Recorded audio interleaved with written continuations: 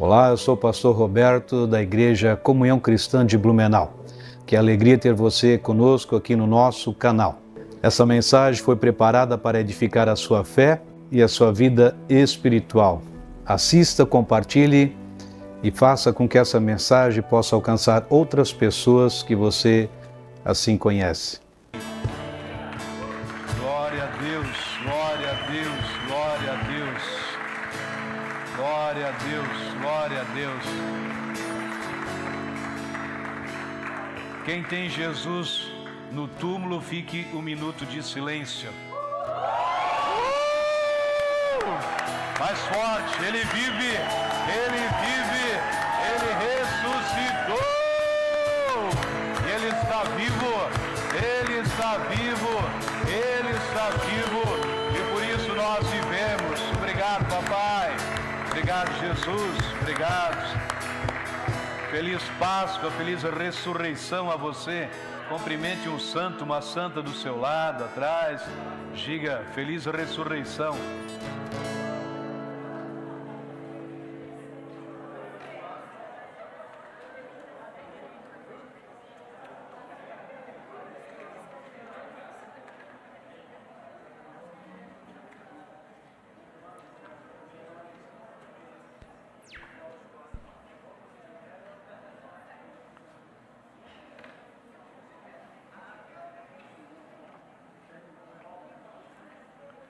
Glória a Deus, que bom que você veio. Podemos estar juntos celebrando a Deus nessa noite maravilhosa. Em Gálatas capítulo 6, versículo 14 em diante, quero falar um pouco nessa noite sobre os benefícios são muitos. Diga comigo, os benefícios são muitos. Uma vez mais, os benefícios são muitos. Gálatas 6,14, o apóstolo Paulo diz assim: quanto a mim, que eu jamais me glorie, a não ser na cruz de nosso Senhor Jesus Cristo, por meio da qual o mundo foi crucificado para mim, e eu para o mundo. De nada vale ser circuncidado ou não, o que importa é ser uma nova criação. Paz e misericórdia estejam sobre todos os que andam conforme esta regra, e também sobre todo o Israel de Deus. Nesse texto, o apóstolo Paulo, ele já fala, algo assim poderoso, que longe de mim esteja o me gabar, o me gloriar, a não ser em uma coisa, seja na obra de Cristo Jesus. Na obra de Cristo. Então, os benefícios são muitos. Quais benefícios, pastor, que o senhor quer dizer? Os benefícios gerados por Jesus Cristo na cruz do Calvário. Os benefícios que, através da morte dele e através da ressurreição dele, foram gerados na cruz do Calvário. Muitas pessoas acham, passamos a Páscoa, estamos ainda vivendo esse momento, muitos marcam só na sexta-feira, toda aquela trajetória de Jesus Cristo, todo aquele sofrimento que ele passou, toda aquela angústia, e de repente no domingo ele ressuscita e fica por isso mesmo. Mas quantas coisas aconteceram na cruz do Calvário que as pessoas elas não têm conhecimento, elas não têm noção daquilo, Então eu tenho falado cada ano, sempre no domingo da Páscoa, que eu tenho ministrado, Páscoa está falando de ressurreição, por isso feliz ressurreição. Páscoa é uma passagem da morte para a vida. E quando o povo ele sai do Egito, quando o povo ele é liberto da escravidão, Deus deixa bem claro que esse seria o dia mais importante na vida deles. O dia mais importante não seria quando eles fossem atravessar o Mar Vermelho em pés enxutos. O dia mais importante não seria quando eles iam comer do maná que caía todas as manhãs sobre a vida deles, nem beber da água que saía da rocha, nem das codornizes que eles estavam reclamando falta de carne, e Deus manda carne até não poderem mais comer de tanta comida. Então não eram esses dias os dias que iriam ser marcados na vida deles, ou seja, o dia dos sinais, das maravilhas, dos milagres, mas o dia que tinha que ficar em memória na vida deles, o dia mais importante da vida deles é o dia que eles saem do Egito para rumo a Canaã, ou seja, que eles saem de um estado de morte para um estado de vida. Então esse seria o dia Páscoa, ou seja, uma passagem da morte para a vida. Amém? Então o apóstolo Paulo, ele deixa claro nesse texto: longe de mim que isso jamais aconteça, que eu não seja louco de gloriar-me, de gabar-me, a não ser na cruz do nosso Senhor Jesus Cristo. E ele diz: pelo qual o mundo está crucificado para mim, e eu para o mundo. Então 2025 anos a princípio, talvez até um pouco mais, né, que celebrando a ressurreição e a Páscoa, que nós acabamos de falar. Então falando de uma passagem, né, de uma ressurreição que começou com a morte de Jesus Cristo na cruz. E eu vou conversar sobre alguns, né, porque são alguns aspectos, a gente talvez nem consiga conversar de todos eles, né, nessa noite, daquilo que Cristo ele conquistou, o que aconteceu naquela cruz, o que aconteceu naqueles momentos da cruz, o que aconteceu em todo aquele momento que ele levou sobre si, né, aquilo que nós não podemos carregar, aquilo que nós jamais poderíamos carregar. E o primeiro aspecto que eu quero falar nessa noite é que na vitória da cruz o plano da salvação se completou. O plano da salvação, ele se concretizou na cruz do Calvário. Primeiro fato, em Gênesis capítulo 3, versículo 15, Gênesis 3, versículo 15, Deus falando: porém inimizade entre você e a mulher. Você aqui, Deus está falando com o Satanás, né? Depois da queda do homem, depois que o homem ele acaba pecando, quando ele foi enganado pela serpente, Deus ele fala para a serpente: porém inimizade entre você e a mulher, ou seja, entre a sua descendência e a descendência dela, e este ferirá a sua cabeça e você lhe ferirá o calcanhar. Então Deus está falando à serpente: vou pôr inimizade entre você e a mulher, entre a sua descendência e a dele. Então Deus falando à serpente, então que haveria duas descendências, ou seja, na terra. Então a descendência da serpente, descendentes do diabo, e os descendentes da salvação. E esse descendente da mulher, né, se referindo o quê? A Jesus Cristo. Então lá em Gênesis, Deus já havia profetizado, já havia declarado, né, que chegaria o momento que a serpente ela teria sua cabeça esmagada, ela iria ferir o calcanhar, no sentido aqui, Jesus Cristo, né, ou seja, por aquilo que ele estava passando, mas ele feriria, ou seja, esmagaria a cabeça. Então desde Gênesis e aqui na cruz, né, então se a gente for ver de Gênesis até o dia que se cumpriu isso, se passaram quase 6.000 anos ali, ou talvez até um pouco mais, mas se cumpre a palavra que Deus havia falado lá em Gênesis. Então ele, né, Jesus esmagaria a cabeça, né? Então se você for todo o contexto histórico, lá onde Jesus foi crucificado, o monte da caveira, né? Se a gente for ver se você pesquisar lá, você vai ver que aquele monte tem até uma forma de caveira, e na caveira, ou seja, a cruz ela foi cravada. Então simbolizando até naquilo ali assim, né, que a serpente ela seria esmagada, sua cabeça esmagada. Então aqui a gente vê bem claro uma batalha espiritual que aconteceu naquele dia, naquele momento. Então, para que se completasse o plano da salvação, o próprio Pai, próprio Deus deixa bem claro, ou seja, a serpente seria esmagada. Então, quer dizer o quê?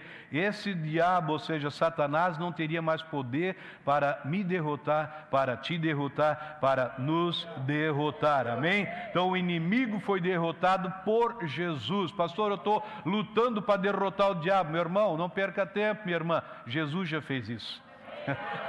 Não queira invalidar a obra de Jesus Cristo, jamais. Não, pastor, mas eu estou lutando com o diabo para acabar com a raça dele. Jesus já fez isso. Ele já fez porque ele sabia que nenhum de nós ia conseguir fazer. Nenhum de nós teríamos condições. Por isso ele já fez. Só creia que ele já fez isso por você, para que o inimigo, para que o diabo ele não viesse controlar mais a nossa vida, para que ele não viesse mais nos derrotar, para que ele não viesse mais nos manipular, para que ele não viesse mais nos arruinar. Jesus ele já proveu essa obra para a minha vida e para a sua vida. Você pode aplaudir Jesus por isso?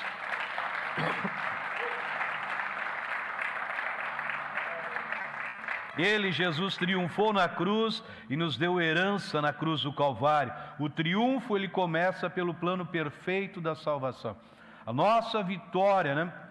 Nossa vitória começa pelo plano perfeito. Não era um plano que poderia dar certo ou errado, não. Era um plano que iria dar certo e deu certo. Então ali começa. Em segundo lugar, na cruz, Jesus, ele venceu.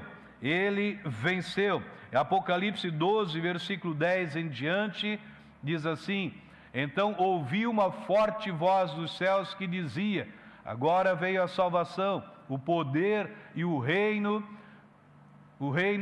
seu reino. Eles o venceram pelo sangue do Cordeiro e pela palavra do testemunho que deram. Diante da morte, não amaram a própria vida. Portanto, celebrem-no os céus e os que neles habitam. Mas ai então do acusador aqui nessa outra tradução aqui, né? Então, Apocalipse 10 a 12, né? Amém? Então, o texto é um pouco diferente aqui assim, mas Jesus venceu, a palavra diz, e o venceram pelo sangue do Cordeiro, pela palavra do seu testemunho. Então a cruz, ela nos trouxe a vitória. A cruz, meus irmãos, a gente tem que entender isso, que seja na Páscoa, que seja todos os dias, nós não estamos correndo atrás de vitórias, nós não fazemos campanha para a vitória para a nossa vida, ela já começou na obra da cruz do Calvário. Jesus é o responsável, Ele nos trouxe a vitória, e é importante que nós como igreja creiamos na vitória do sangue da cruz e creiamos na palavra do testemunho, conforme diz Apocalipse, porque quando a gente testemunha do que Jesus ele fez por nós, é como diz a palavra, é muito importante do que Jesus fez na nossa vida, um poder sobrenatural é liberado através da nossa vida. Veja que eles estão dizendo aqui em Apocalipse que eles os venceram pelo poder do testemunho. Eu e você temos um poder contido no nosso testemunho. Cada um de nós que teve um encontro com Jesus, nós temos um testemunho. Nós temos não só um testemunho de vida a dar, mas um testemunho do que nós éramos e o que nós somos hoje. Sim ou não? Você tem um testemunho de vida? Então a Bíblia está dizendo que eles o venceram pelo poder do seu testemunho. Então quando nós testemunhamos aquilo que Cristo fez na nossa vida, existe aquele momento, existe aquela situação que o inimigo vem contra a nossa vida, mas quando nós testemunhamos, quando nós temos clareza do que Jesus ele fez por nós, toda a intenção do diabo ela cai por terra naquele momento. Então nós temos que dar o nosso testemunho, devemos de falar daquilo que Cristo ele tem feito na nossa vida. Jamais a gente pode deixar de falar quem nós éramos e quem nós somos hoje. Eu não posso me envergonhar do que Cristo ele fez na minha vida. Então o inimigo, o nosso adversário, ele não gosta que a gente testemunhe, ele gosta que a gente haja, né, como um camaleão, né? O camaleão, ele procura um outro objeto, se for um outro animalzinho, se ele for preto, ele se transforma naquela cor, se for marrom, naquela cor, se for branco, ou seja, para que ele se pareça com aquilo. Então nós não somos crentes camaleões, amém? Que a gente se esconde em alguma coisa, não, mas nós manifestamos quem nós somos em Cristo Jesus. Quem nós somos? Pastor, mas lá onde eu trabalho, o meu patrão, ele lida, sabe, com aqueles negócios das trevas, ele faz uns negócios de bruxaria, de feitiço, e o que eu faço? Você dá o seu testemunho, você seja quem você é. Ou seja, aquilo não vai afetar a sua vida, porque maior é aquele que está em você do que naquela pessoa. Pastor, mas eu lá no meu horário de trabalho não tenho tempo para ler a Bíblia, mas o horário de trabalho é horário para trabalho, está bem claro? Eu sou pago para trabalhar, não para ler Bíblia. Agora no momento do almoço, talvez se você tem 1 hora de almoço, se você tem um pouco mais, você pode tirar aquele tempo ali para poder ler a sua palavra, a Bíblia Sagrada. Eu fui evangelizado, pastor Daniel que já partiu, na empresa que nós trabalhávamos juntos, ele me ganhou para Jesus, e lá na hora do almoço, quando tinha acabado de fazer o meu almoço, estava lá, ele chegava com a Bíblia dele lá do lado e começava a falar do Evangelho de João, começava a falar da palavra palavra de Deus, e Deus foi trabalhando na minha vida, ali na hora do almoço, ali na hora do café, enfim, numa oportunidade. Ninguém precisa estar roubando o seu patrão, ninguém precisa roubar aquele momento tão precioso que você está sendo pago para trabalhar. Então nós podemos dar um testemunho, sim, ali onde nós estivermos, amém? Terceiro lugar, na cruz, nós somos redimidos das garras do diabo. No Salmo 107, versículo 2, diz assim: assim digam os que o Senhor resgatou, os que livrou das mãos do adversário. Digam-no os remidos do Senhor, os que Ele resgatou da mão do inimigo. Então, imagina quem nós éramos antes de Cristo. O apóstolo Paulo fala em Efésios, alguns versículos eu só vou ler para você depois acompanhar na sua casa.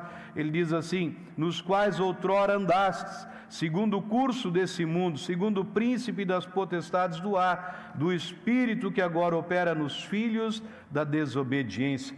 Então o apóstolo deixa bem claro que antigamente, antes de Cristo, nós andávamos, ou seja, como pessoas, como a Bíblia diz, que estavam longe de Deus, nem conhecíamos a Deus, vivíamos fazendo coisas que hoje a gente tem vergonha até de lembrar de algumas situações.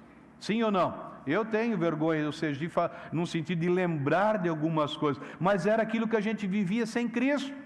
Mas Paulo está dizendo aqui assim, que Ele nos resgatou, conforme diz o salmista, que digam os remidos do Senhor, Ele me resgatou, graças a Jesus. Aos Coríntios ele deixa bem claro quantas coisas vergonhosas. Então foi um tempo da ignorância, foi um tempo que nós vivíamos andando segundo o curso desse mundo, segundo aquilo que o diabo, segundo aquilo que Satanás, ele agia na nossa vida. Então existia um tempo, não tem como negar, esse tempo era antes de Cristo Jesus.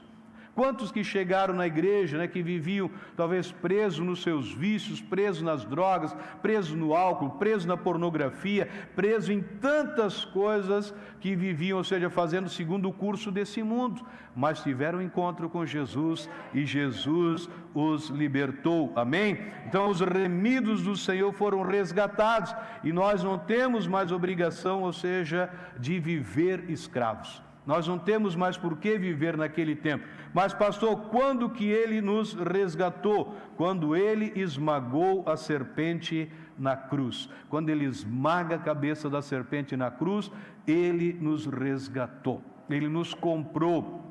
Então isso faz parte dessa obra. Então a gente pode entender como é importante, o triunfo da cruz, saber que a gente foi redimidos. Meu irmão, minha irmã, que nessa Páscoa você entenda, você não precisa mais ficar com medo do diabo, ficar com medo, ou seja, de se tornar um escravo, a não ser que você permita, a não ser que você queira isso. Mas Jesus, Ele já fez a obra para nos redimir das garras de Satanás. Nós somos justificados pelo seu sangue, fomos santificados, somos libertados, remidos para sempre. Amém?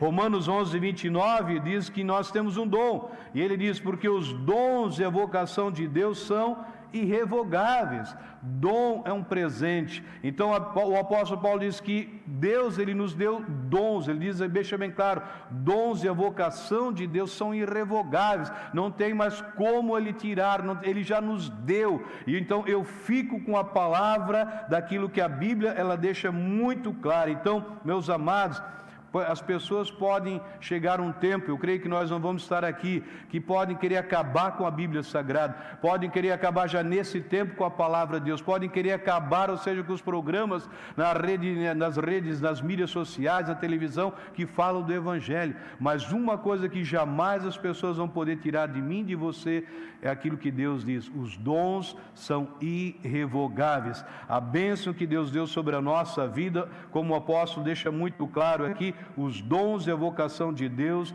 não tem como tirar, não tem como mudar. Isso Ele nos deu, faz parte da minha vida e faz parte também da sua vida. Amém? Depois a gente vê que a vitória da cruz, nela nós nos gloriamos, ela fez com que a maldição da lei fosse removida. Romanos capítulo 10, versículo de número 4. Porque o fim da lei é Cristo. Diga comigo, o fim da lei é Cristo, para a justiça de todo aquele que crê. Você pode aplaudir a Deus por isso?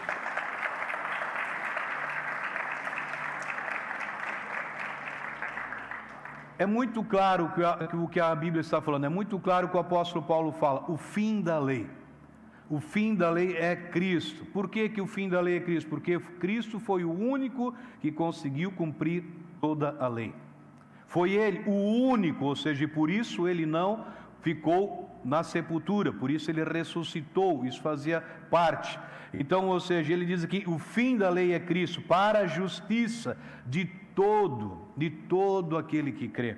Não é de algumas pessoas, mas de todo aquele que crê. Então nós vivemos um pacto maior, ou seja, uma aliança superior, aliança da graça. Nós não vivemos nessa antiga aliança. Então já deixa bem claro, se existe uma nova, porque tinha uma antiga, e a antiga deixou de existir, ou seja, por quê? Porque Cristo foi o único que cumpriu, e ele diz para a justiça. Justiça significa um estado perfeito, um estado de santidade, um estado que Deus ele nos faz. Ninguém se torna justiça, ninguém consegue se fazer justiça, ninguém consegue através de um curso, de um culto, ou seja, de lá o que for, se tornar uma pessoa justa. É Jesus quem torna as pessoas justas, é Ele quem nos faz justiça, é Ele que nos torna em estado perfeito. Eu sempre tenho falado isso muito claro, que quando Deus ele olha, e Ele está olhando constantemente, diariamente, em todo momento sobre a nossa vida, a única coisa que Ele vê essa obra perfeita de Jesus sobre mim e sobre você. Quer dizer o quê? Ele nos vê no estado perfeito, porque Ele vê-nos no estado de justiça. Não porque eu tenha feito alguma coisa, mas tudo é porque Jesus fez por mim. Eu não tenho mérito, jamais, como Paulo diz, jamais eu posso me gabar, jamais eu posso me gloriar em alguma coisa, porque tudo é graças a Jesus Cristo. Tudo é mérito dele. Então o fim da lei é o próprio Jesus Cristo. Ele veio e cumpriu, ele se tornou o Cordeiro. Foi aquele que João Batista diz, eis o Cordeiro de Deus que tira o pecado do mundo. Então ele deixou bem claro, eis o Cordeiro que tira. Então quando que ele tirou, pastor? Quando ele levou na cruz todo o nosso pecado, quando lá na cruz, lá ele pagou o escrito de dívida que era contra a minha vida e contra a sua vida. Então quando João Batista diz, eis o Cordeiro que tira, ele tirou, e ele não tirou 20% dos meus pecados, ele não tirou 50% dos meus pecados, ele não tirou 80%, mas ele tirou toda a minha natureza pecaminosa. É isso que ele fala. Então o Cordeiro de Deus que tira o pecado do mundo, e esse pecado é a natureza, não são os frutos, A gente já falou tantas vezes sobre isso, Tem muitas pessoas que sofrem, estão sofrendo porque elas não entendem essa diferença. Eu sempre falo, muitos líderes, pastores, eles não entendem a diferença. E às vezes quando eu falo assim, que você é judeu ou você é um gentio, ele fica, já regala os olhos, Porque ele vive como um judeu, mas ele não é um judeu. A lei foi dada para os judeus, a lei foi dada para o povo de Israel. Gentio não tinha lei, ou seja, então pessoas que elas não entendem qual aliança que ela vive, ou ela vive na nova, ou ela vive na velha. Se ela vive na velha, Cristo não tem valor para ela. Cristo não tem valor. Cristo, ou seja, não é em vão a pessoa, ou seja, está falando de Cristo, porque Cristo não tem valor. Na velha aliança Cristo não estava num sentido, ele não tinha chego ainda, tudo apontava na velha aliança para Cristo Jesus, mas Cristo ele vem para fazer uma nova aliança. A partir desse momento que ele vence, a partir do momento que ele cumpre, ele fala uma nova aliança. Romanos 8:1, um texto muito conhecido que diz, agora pois já nenhuma condenação há para os que estão em Cristo Jesus. Quanta condenação há para aqueles que estão em Cristo Jesus? Quanta? Nenhuma condenação. Qual é a condenação, pastor? A condenação que se você não cumprisse, você teria condenação, você teria maldição sobre a sua vida. Cada lei não cumprida tinha maldição, tinha condenação, tinha que pagar o preço. Então Jesus veio e deixa bem claro, para que aqueles que creem nele não haja nenhuma condenação, nenhuma. Nenhuma condenação. Não sei, esse final de semana, já faz anos que eu não assisto mais um programa, principalmente nesse final, né, de Páscoa, onde passam aquelas pessoas se autoflagelando, se cortando, né, carregando pesadas cruzes, fazendo aquelas caminhadas de joelho, né, eu creio que muitos acabam, né, prejudicando, danificando todos os seus ossos, joelhos, tudo, ou seja, porque na mente delas tem condenação, na mente delas elas não são dignas, na mente delas não conseguem aceitar o perdão de Cristo Jesus. E Paulo diz: não há mais nenhuma condenação para aqueles que estão em Cristo Jesus. Amém? Então, pastor, o que é a condenação? É aquilo que nos gera culpa, né? Aquilo que vem as culpas que o diabo vem querendo, ou seja, nos culpar de coisas que Jesus, Ele já nos pagou. Ele já pagou. Às vezes a pessoa diz: ah, pastor, eu jejuei 10 dias. Daí vem o diabo e diz: é pouco. Aí ele jejua 20 dias, o demônio diz: é pouco. Aí vem ele faz: agora fiz 30 dias. Aí ele diz: mas ainda é pouco. Aí ele vai para os 40 dias e nunca, ou seja, nunca ele alcança algo que verdadeiramente traga paz, porque sempre a lei, ela nunca é perfeita, sempre querendo trazer mais, sempre a pessoa tem que achar que tem que fazer mais, quer dizer, ela não crê naquilo que Cristo fez na vida dela. Gálatas 5:1, versículo 2 em diante, Gálatas 5:1 diz: para a liberdade Cristo nos libertou, permanecei, pois firmes, e não vos dobreis novamente a um jugo de escravidão. Veja, para a liberdade, meus amados, para a liberdade, Cristo nos libertou. Ele já nos libertou. E o apóstolo diz assim: permanecei, pois firmes, permaneçam firmes. Ele diz aqui: não vos dobreis novamente a um jugo de escravidão.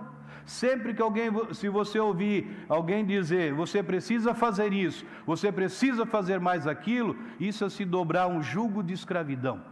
Sempre que diz: ah, pastor, não, se você só traz 10% para a igreja, é pouco, tem que trazer 15%. Você está se dobrando a um jugo de escravidão. Ah, se você não fizer toda uma semana, ler todos os evangelhos numa semana, você está se dobrando a um jugo de escravidão. Sempre as pessoas querendo colocar um peso sobre a igreja, sempre querendo colocar um peso sobre a vida das pessoas. Então Paulo diz: foi para a liberdade que Cristo vos libertou. E ele diz assim: então permanecei, pois firmes.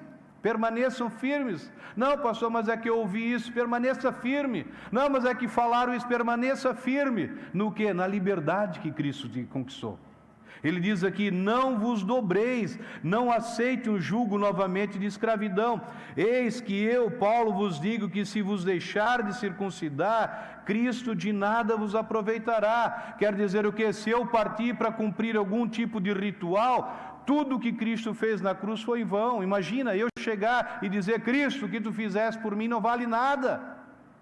Isso acontece quando eu me dobro novamente a um jugo de escravidão, quando eu faço alguma coisa por medo, quando eu faço alguma coisa que vem uma acusação, quando eu faço alguma coisa que a lei está dizendo, eu estou dizendo: o que Cristo fez por mim não valeu a pena. E eu não quero chegar diante de Deus um dia e ter que ouvir isso, ou seja, você, né, não fez valer a pena o sacrifício do meu filho.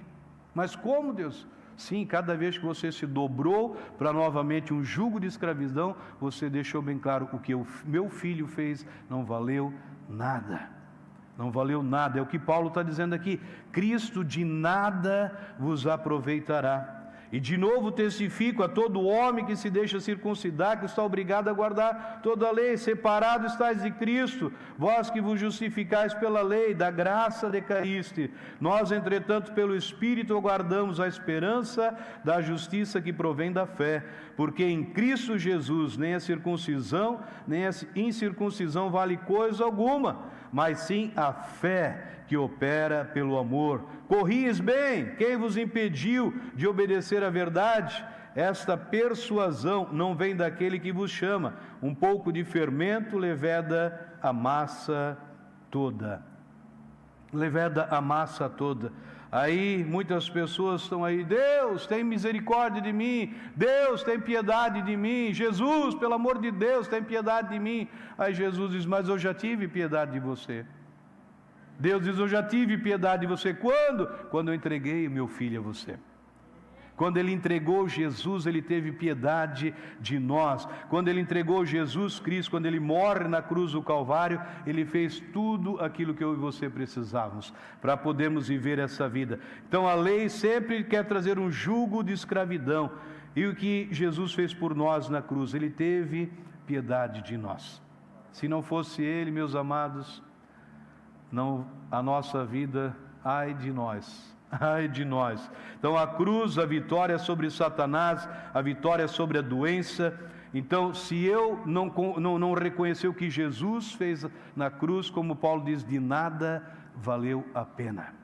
De nada aproveita, ou seja, a obra de Jesus Cristo. Então Paulo, ele deixa muito claro aqui as coisas importantes, nós como igreja, para a gente saber. Ele diz, quem volta para a lei são as pessoas que se desligam de Cristo. E como é o desligar-se de Cristo? É não seguir a doutrina sã de Cristo. É não seguir aquilo que Cristo conquistou para nós. Então a pessoa ela vai ter que agora, em outras palavras, ter que depender de obras para poder alcançar alguma coisa, sendo que Jesus, ele já fez tudo por aquela pessoa.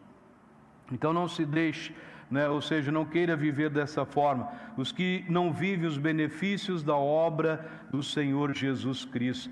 Mais uma obra linda e maravilhosa que Jesus fez na nossa vida, na cruz do Calvário, que diz assim, ela trouxe paz para a minha vida e para a sua vida. A vitória da cruz nos trouxe paz. Colossenses capítulo 1, versículo 20 ao 21. Colossenses 1, versículo 20 ao 21, e que diz assim, e que havendo feito por ele a paz, pelo sangue da cruz, por meio dele reconciliasse consigo mesmo todas as coisas, tanto as que estão na terra como as que estão nos céus.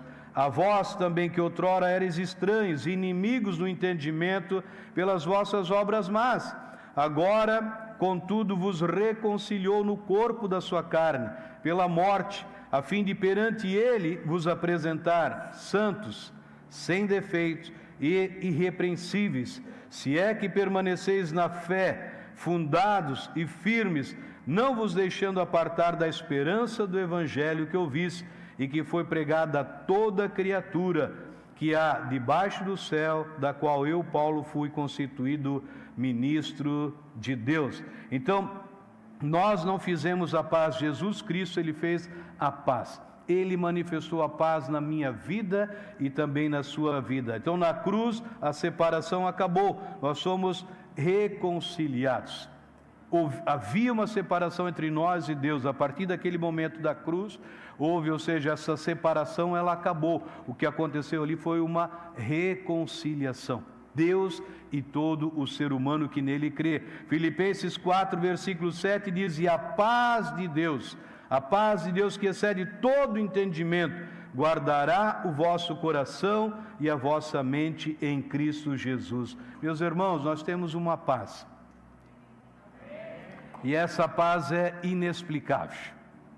É uma paz que não se explica no sentido assim, como que vocês podem ter paz em meio à guerra, em meio a essa situação, em meio aos problemas, em meio a dificuldades, como vocês têm paz? A própria Bíblia deixa bem claro que Ele nos fez, Ele nos deu essa paz, e uma paz que ela excede todo e qualquer entendimento. Não é uma paz que se explica, não é uma paz que a gente consegue explicar às pessoas, mas como é que você consegue viver em paz? Como é que você consegue dormir em paz? Como é que você consegue trabalhar em paz? A Bíblia está dizendo é uma paz que excede todo entendimento. É algo que o ser humano ele não consegue explicar, porque é uma obra do próprio Jesus Cristo, né? O mundo ele está descompensado, o mundo vive de uma forma atordoada, o mundo vive de uma forma que eles não têm paz. E a paz, muitas vezes, que eles querem oferecer é uma paz mentirosa, não é verdade. Não é botar uma roupa branca que você vai ter paz. Então eles querem de uma forma ter paz, mas a única forma de ter paz é o homem se reconciliar com Deus. A única forma do ser humano ele ter paz é quando ele tem essa reconciliação com Deus. João 16, versículo 33 diz, essas coisas vos tenho dito para que tenhas paz em mim. Tenham paz aonde? Em Jesus Cristo. É em Jesus que nós temos paz. No mundo passais por aflições, mas tende bom ânimo. Eu venci o mundo. Deixo a paz a vocês, a minha paz a dou, não a dou como o mundo a dá. Não se perturbe o seu coração, nem tenham medo. Não tenham medo, amém? A paz que somente Jesus, Ele pode nos dar. Depois, para a gente encerrar, na cruz, a autoridade do inimigo terminou para sempre sobre as nossas vidas. Colossenses 2,15 diz o texto: e despojando os principados e as potestades, publicamente os expôs ao desprezo, triunfando deles na cruz. Você pode aplaudir a Jesus Cristo.